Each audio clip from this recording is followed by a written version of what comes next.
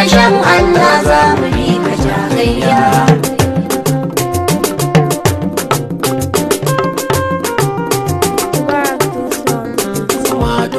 Za ka gama da lafiya oga, kainuwa da shan Allah mun rike ka jagayya. Madugun kasa za ka gama da lafiya oga, kainuwa da shan Allah